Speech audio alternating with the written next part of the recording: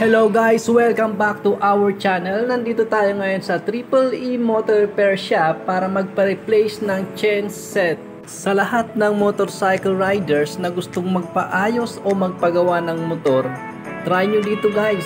Located at Valenzuela City.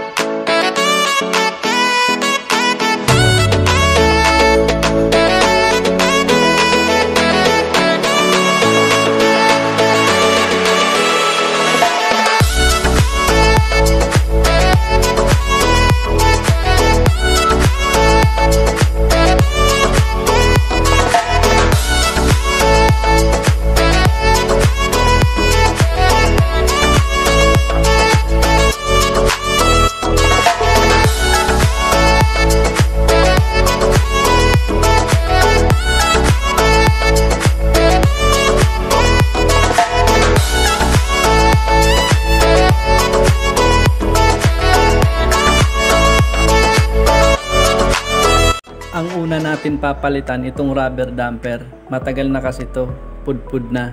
So ayan, natanggal na. Meron siyang 4 na butas kasi mayroon 4 na bolts sa loob.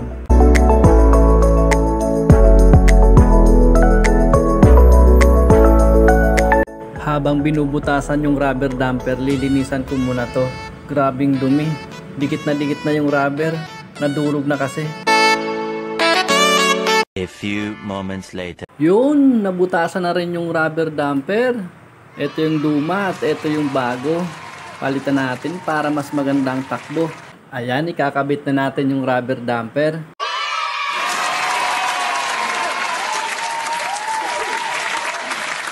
Ayan, nakabit na. Meron pang extra. Dito naman tayo sa sprocket. Magandang mga gamit nila dito. Lahat pala ng parts na ipapalit ko SGP, matibay kasi at matagal ang buhay.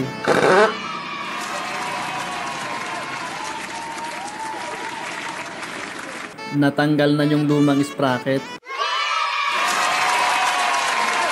Ikakabit naman natin ngayon yung bagong sprocket.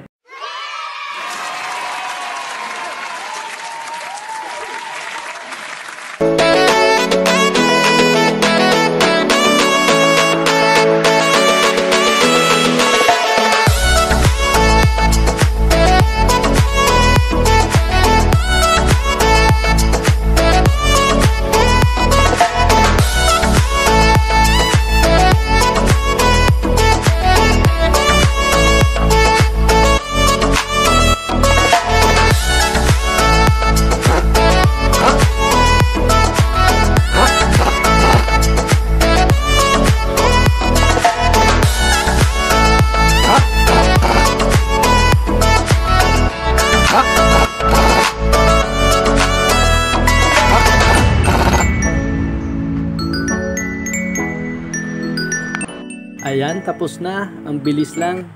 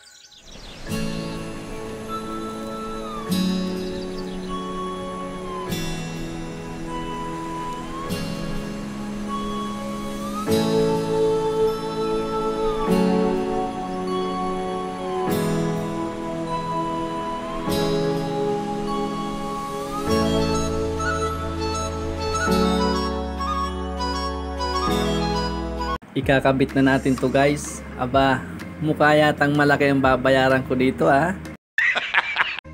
Meron kasing extrang mekaniko.